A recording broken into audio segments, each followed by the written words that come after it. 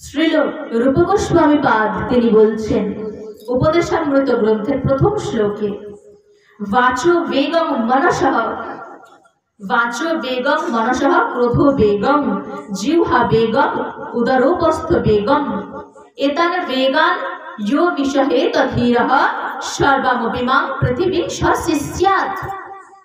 अर्थात जिनि वाचोवेग, मनोवेग, क्रोधवेग, जिह्वावेग, उदरवेग एवं उपस्थवेग এই ছয় বেগ যিনি দমন করতে পেরেছেন তিনি সদ্গুরুদেব হওয়ার উপযুক্ত। আর এই ছয় বেগ তিনি দমন করতে পারেন যিনি ত্যাগী সন্ন্যাসী ব্যক্তি, তিনি এই ছয় বেগ দমন করতে পারেন। তাছাড়া গৃহের মধ্যে থেকে, সংসারের মধ্যে জড়িয়ে থেকে এই ছয় বেগ দমন করা সম্ভব নয়। কারণ কি, এই জগৎ মায়ার দ্বারা প্রভাবিত। কেউ যদি বলে যে আমি সংসারও করব আর স্ত্রী পুত্র কন্যা নিয়ে আমি দীক্ষা দেব না, তা হবে না। কারণ কি, এটা তাহলে গুরু পরম্পরা ধারায়, সৎ গুরুদেবের ধারায় হবে না। তাহলে এটা গুরু পরম্পরার মধ্যে নয়। মহাপ্রভু যে গুরু পরম্পরা ধারায় আছেন সেই মহাপ্রভুর ধারায় আমাদেরকে আসতে হবে, তবে আমরা দিব্য জ্ঞান লাভ করতে পারবো। মহাপ্রভুর নির্দেশ আমাদেরকে মেনে চলতে হবে। মহাপ্রভু কি বলছেন আর মহাপ্রভুর পার্ষদেরা কি বলছেন তা আমাদেরকে মেনে চলতে হবে। আর তবেই আমরা ভগবানের কৃপা সঠিকভাবে লাভ করতে পারবো। তা না হলে কি হবে, ওই যে শ্রীমদ্ ভাগবতমে বর্ণিত হয়েছে, নৃদেহ মাদ্যং সুলভং সুদুর্লভম প্লবং সুকল্পং গুরু কর্ণধারম ময়ানুকূলেন নভস্বতিরিতম পুমান ভবাব্ধে নতরেৎ স্ব আত্মহা।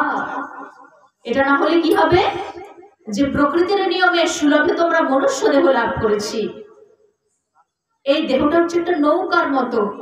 শ্রী গুরুদেব হচ্ছেন সুদক্ষ কর্ণধার এবং পরমেশ্বরের বাণী হচ্ছে অনুকূল বায়ু।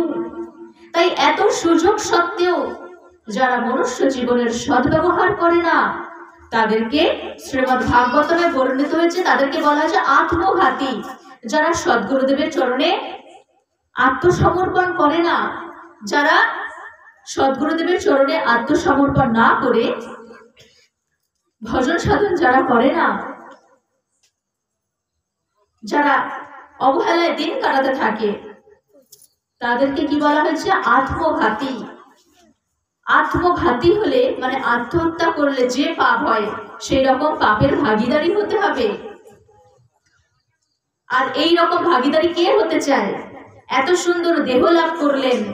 আচ্ছা, আপনারা সবাই জানেন কি যে উপার্জন, দেখুন আসল উপার্জন করতে হবে আমাদেরকে। আপনারা যে উপার্জন বা জগতের মানুষ যে উপার্জন করার পিছনে ছোটে, সেই উপার্জন আসল উপার্জন নয়। দিন রাত মানুষ পরিশ্রম করে চলেছে অর্থ উপার্জনের জন্য, কারণ অর্থ না থাকলে কোনো সুখ আসবে না। এটাই জগতের মানুষ ভেবে নেয় যে অর্থ না থাকলে সুখ হবে না। কিন্তু দেখুন, ভালো করে চেয়ে দেখবেন, যাদের অর্থ আছে তারা কি সত্যিই সুখী? সেই ব্যক্তিরা সুখী যারা অর্থ ভগবানের চরণে, ভগবানের সেবায় যারা কাজে লাগায়। আর ভগবানের সেবায় যারা কাজে লাগায় না অর্থ, তারা সুখী হতে পারে না। তখন সেই অর্থ অনর্থ রূপে দেখা দেবে। অর্থ তো দুই রকম ভাবে খরচ হয়, অনর্থ আর পরমার্থ। এই যে এখানে কিঞ্চিত খরচ করে, কিছু খরচ করে ভাগবত সভার আয়োজন করা হয়েছে, এই অর্থ কিন্তু খরচ নয়, এটাই আসল ইনকাম, এটাই আসল জমা পড়ছে কোথায়? পারমার্থিক ব্যাংকে। কিন্তু সাধুগুরু বৈষ্ণবের সেবায় যদি না লাগে তাহলে সেই অর্থ কি হবে? ব্যয় হয়ে যাচ্ছে। আপনারা যে ব্যাংক ব্যালেন্স করছেন, ও ব্যাংকের টাকা তো ব্যাংকে থেকে যাবে। ব্যাংকের টাকা ব্যাংকে থেকে যায় আর মানুষ চলে যায়। মানুষ জায়গা জমি কেনে, ঘর বাড়ি করে, গাড়ি বাড়ি করে একেবারে মনে করে যে এই তো আমার, এটাই আমার জীবনের উদ্দেশ্য। কিন্তু না, মানব জীবনের উদ্দেশ্য এটা নয়, কারণ এই সব কিছু তো পড়ে থাকবে, কিচ্ছু আমাদের সাথে যাবে না। কিন্তু সাধু গুরু বৈষ্ণবের সেবায় যেটা লাগাচ্ছেন, ভাগবত সভার আয়োজন করার জন্য যে সেবা কার্যে অর্থ লাগাচ্ছেন, সেই অর্থ পারমার্থিক ব্যাংকে জমা হচ্ছে। আর সেটা আমাদের মৃত্যুর পর যখন আমরা দেহ পরিত্যাগ করব, তখন আমাদের সেই অর্থ কাজে লাগবে। আর এই ব্যাংকে, জাগতিক ব্যাংকে যে টাকা জমা পড়ছে, এই টাকা আমাদের মৃত্যুর পর কোনো কাজে লাগবে না। মৃত্যুর পর কোনো কাজে লাগবে না। তখন কি করতে হবে? এত সুন্দর দেহ লাভ করে যদি ভগবানের সেবায় এই দেহকে নিয়োজিত না করি, তাহলে এই দেহ আর পাবো না। পশু পক্ষী, ওই যে 84 লক্ষ জনি ভ্রমণ করতে করতে আমরা চলে এসেছি এখানে সৌভাগ্যের ফলে। আবার ওই 84 লক্ষ দেহের মধ্যে আবার আমাদেরকে যেতে হবে কোনো একটা দেহে, কর্ম অনুযায়ী। তাহলে কি মানব জীবন বিফলে চলে গেল। আমাদের জীবনের উদ্দেশ্য কি? জীবনের উদ্দেশ্য সম্পর্কে শ্রীমদ্ ভাগবতমে বর্ণিত হয়েছে, কামস্য ইন্দ্রিয় প্রীতির লাভ জীবিত ইয়াবতা জীবস্য তত্ত্ব জিজ্ঞাসানার্থ ইয়শ্চেহ কর্মভি। আমাদের জীবনের উদ্দেশ্য ইন্দ্রিয় তৃপ্তির চেষ্টা নয়। ইন্দ্রিয় তৃপ্তির জন্য চেষ্টা করা, কাজকর্ম করা আমাদের মানব জীবনের উদ্দেশ্য নয়। আমাদের মানব জীবনের উদ্দেশ্য হলো পরম সত্য বা পরম তত্ত্ব সম্পর্কে অনুসন্ধান করা। আর এই পরম তত্ত্ব বা পরম সত্য হলেন পরমেশ্বর ভগবান শ্রীকৃষ্ণ। ভগবান শ্রীকৃষ্ণকে জানা, বোঝা, চেনাই হলো আমাদের মানব জীবনের উদ্দেশ্য। আর ভগবান শ্রীকৃষ্ণকে চিনিয়ে দিতে ভগবান শ্রীকৃষ্ণের প্রতি ভক্তিভাব আমাদের মধ্যে কিভাবে আসে, তা আমাদেরকে বলতে একমাত্র সামর্থ্য হলে শ্রী গুরুদেব। তাই শ্রী গুরুদেবের কৃপা আগে লাভ করতে হবে। এই রকম জীবন আমরা বহু পেয়েছি। এই রকম জীবন আমরা, ওই যে বললাম, 84 লক্ষ বার পেয়েছি। 4 লক্ষ বার মানব জীবনই পেয়েছি। অন্যান্য জনির কথা তো ছেড়েই দিলাম। কিন্তু এই মানব জীবনেও তো আমরা 4 লক্ষ বার কাটিয়েছি। 4 লক্ষ বার আমাদের পিতামাতা ছিল। বিভিন্ন জন্মে বিভিন্ন পিতামাতা আমরা লাভ করেছি।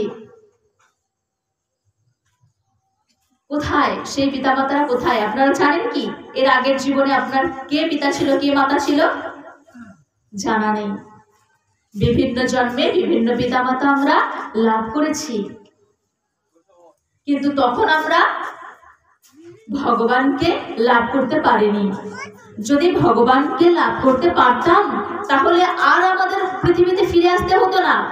আমরা আবার এই পৃথিবীতে মনুষ্য দেহ রূপে জন্মেছি। মানে কি? নিশ্চয়ই আমাদের মধ্যে কিছু ঘাটতি থেকে গেছে। বহু জন্মে বহু স্ত্রী, পুত্র, কন্যা, সন্তান বহুজনকে পেয়েছি, তারা আজ নেই। কিন্তু সদ্গুরু রূপে যাকে আমরা পেয়েছি, যার জন্য কৃষ্ণ ভক্তি লাভ করার সুযোগ পেয়েছি, ভগবান শ্রীকৃষ্ণকে জানতে পেরেছি, তিনি আমাদের মাতা, তিনি আমাদের পিতা। এ কথা কে বলছেন? দেবী গান্ধারী। তিনি ভগবানের স্তুতি করার সময় বলছেন, ভগবান শ্রীকৃষ্ণের স্তুতি করার সময় বলছেন, ত্বমেব মাতা চ পিতা ত্বমেব, ত্বমেব বন্ধুশ্চ সখা ত্বমেব, ত্বমেব বিদ্যা দ্রবিণং ত্বমেব, ত্বমেব সর্বং মম দেব দেব। তুমি আমার মাতা, তুমি আমার পিতা। ত্বমেব মাতা চ পিতা ত্বমেব, ত্বমেব বন্ধুশ্চ সখা ত্বমেব। তুমি আমার বন্ধু, তুমি আমার সখা, তুমি আমার বিদ্যা, বুদ্ধি, জ্ঞান, বিবেক, তুমি আমার পরম বন্ধু, তুমি আমার প্রাণের থেকেও শ্রেষ্ঠ, যার কাছে সবকিছু সমর্পণ করা যায়। তুমি আমার সবকিছু, তুমি আমার সবকিছু। এইভাবে দেবী গান্ধারী বর্ণনা করেছেন ভগবান শ্রীকৃষ্ণের সম্পর্কে। আর শাস্ত্রে বর্ণিত হয়েছে সদ্গুরুদেব সম্পর্কে, শাস্ত্রে বর্ণিত হয়েছে কি, স্বগুরু স্বপিতা বন্দ্য স্বামাতা স্বপতি সুতঃ यो ददाति हरेर भक्तिं कर्म मूल निकृन्तनिम। অর্থাৎ যেই সদ্গুরুদেব আমাদেরকে দিব্য জ্ঞান প্রদান করেন, তিনি আমাদের কি, তিনি আমাদের পিতা, তিনি আমাদের মাতা, তিনি আমাদের সন্তান, তিনি আমাদের পতি, তিনি আমাদের বন্ধু, এই রকম ভাবে বর্ণিত হয়েছে শাস্ত্রে। কারণ কি, তিনি কৃষ্ণ ভক্তি লাভের জন্য আমাদেরকে এগিয়ে দেন। গুরুদেবের কাজ হচ্ছে কি, আমরা তো ভগবানের কাছ থেকে বিচ্ছেদ হয়ে গেছি, মায়ার জগতে জড়িয়ে আছি।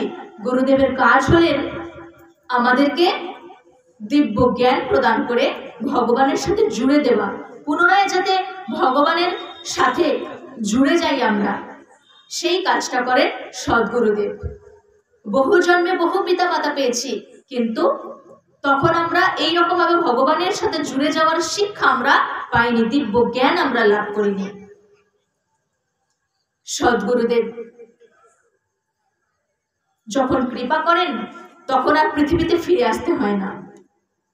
সদ্গুরুদেবের নির্দেশ মতো আচার আচরণ মেনে চললে তখন আর পৃথিবীতে ফিরে আসতে হবে না। তাহলে আমরা পৃথিবীতে আছি মানে কি, আমরা সদ্গুরুদেবের সান্নিধ্য আগে লাভ করিনি। তাই এই জীবনে আমরা সাধুগুরু বৈষ্ণবের সান্নিধ্য লাভ করার চেষ্টা করব। সদ্গুরুদেব কি বলছেন সেই নির্দেশ মেনে চলার চেষ্টা করব, তবেই ভগবানের কৃপা লাভ করতে পারবো। ভগবানের কৃপা লাভ তবেই হবে। আজ